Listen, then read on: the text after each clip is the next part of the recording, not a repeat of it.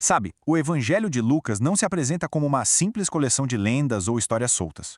Pelo contrário, ele se apresenta como uma investigação. Um projeto bem ambicioso, sabe, para colocar em ordem os eventos que de fato mudaram o mundo. E é isso que a gente vai fazer aqui: seguir o mapa que o próprio autor nos deixou para entender a história que ele realmente queria contar.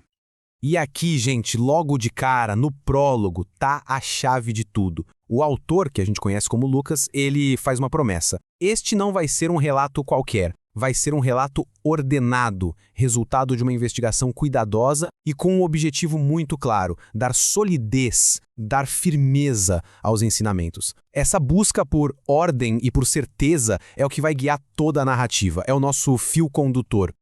Então, o nosso ponto de partida é exatamente essa promessa, um relato ordenado. Vamos ver como essa estrutura, que é super intencional, já começa a funcionar desde as primeiríssimas cenas, estabelecendo o tema principal de um jeito bem inesperado.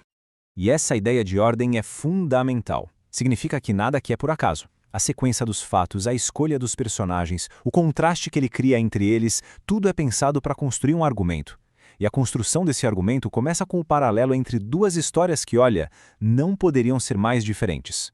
A história não começa com mas com dois anúncios de nascimentos milagrosos. E é justamente nesse contraste que a grande ideia do livro é revelada.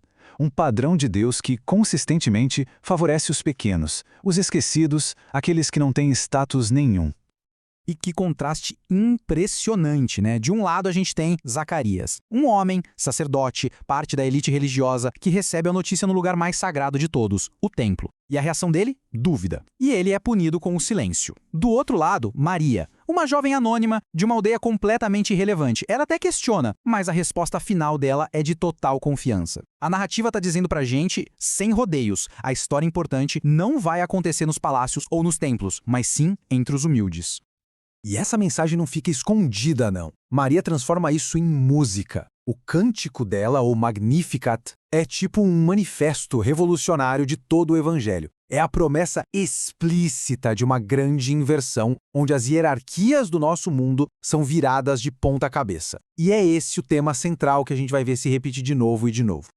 Ok, com o palco montado e o tema dessa grande inversão já ecoando, a narrativa avança. Agora, vamos para o início da vida pública de Jesus. E claro, seguindo a lógica do relato ordenado, tudo acontece numa sequência bem definida de preparação e depois declaração. Olha só a progressão, a escadinha que o autor constrói. Primeiro, a preparação, com João Batista lá no deserto. Depois, a validação divina no batismo.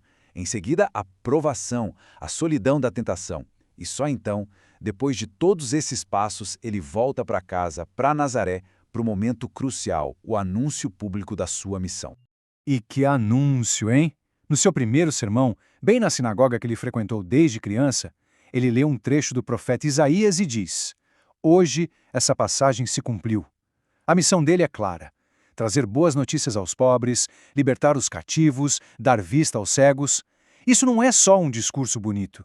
É, na verdade, o programa que vai definir cada uma das suas ações dali para frente.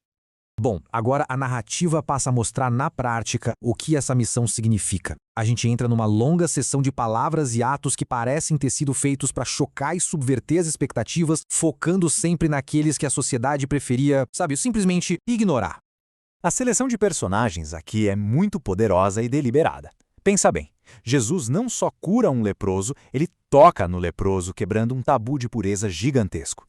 Ele não só chama um cobrador de impostos, que era visto como traidor, mas faz um banquete na casa dele com outros pecadores, lhe defende uma mulher de má reputação e ainda elogia a fé de um oficial do exército de ocupação romano. Cada um desses atos era uma afronta direta às normas sociais e religiosas da época. E aqui, no Sermão da Planície, aquele tema da grande inversão que Maria cantou lá no começo, volta com força total. A felicidade, a bênção de Deus não está com os ricos e satisfeitos. Pelo contrário, está com os pobres, os famintos, os que choram. É uma redefinição radical do que é sucesso e fracasso, do que é bênção e maldição. Desafia toda a lógica do poder. E a narrativa vai ainda mais fundo. Depois de redefinir o valor das pessoas, ela passa a redefinir a própria ideia de comunidade. A pergunta de um especialista da lei é a deixa perfeita: e quem é o meu próximo? Ou seja, quem eu tenho a obrigação de ajudar? A resposta vem em forma de uma história. E que história provocadora! Um homem é assaltado. As figuras religiosas, que deveriam ser o exemplo moral, o que elas fazem? Veem o homem e desviam. E quem é que para e ajuda com compaixão e ainda gastando do próprio bolso? Um samaritano, um inimigo desprezado pelo público original da história. O herói mais improvável possível. E aqui está a virada de chave. Jesus inverte a pergunta. A questão não é quem merece a minha ajuda, mas sim quem está agindo como próximo de quem precisa. O próximo não é definido por sangue, por religião, por nacionalidade. Próximo é quem demonstra misericórdia. Uma definição tão simples, mas com consequências revolucionárias. E olha só como Lucas, o autor, é organizado de novo. Ele agrupa um outro tema de forma bem ordenada: a alegria de Deus em recuperar o que estava perdido. São 3 parábolas em sequência, todas com a mesmíssima estrutura. Algo de valor se perde, há uma busca desesperada, e quando é encontrado, acontece uma festa. A matemática do reino de Deus, segundo essas histórias, é totalmente ilógica para a gente, né? A alegria por encontrar aquele 1% que estava perdido é maior do que a segurança dos 99% que nunca se perderam. O foco da narrativa está sempre no resgate, na inclusão, na celebração pelo retorno daquele que a sociedade já tinha basicamente desistido. E então, chegamos a uma mudança decisiva na estrutura do livro. Exatamente no meio da narrativa, o ritmo muda. O foco geográfico se afunila e começa a longa e determinada marcha para Jerusalém. E o autor deixa essa virada muito clara. Depois de um ministério super intenso na Galileia, o texto diz que Jesus tomou a firme decisão de partir para Jerusalém. A partir desse ponto, quase 10 capítulos do Evangelho acontecem a caminho, com a atenção crescendo a cada passo. A própria jornada se torna história, uma caminhada em direção ao confronto inevitável no centro do poder.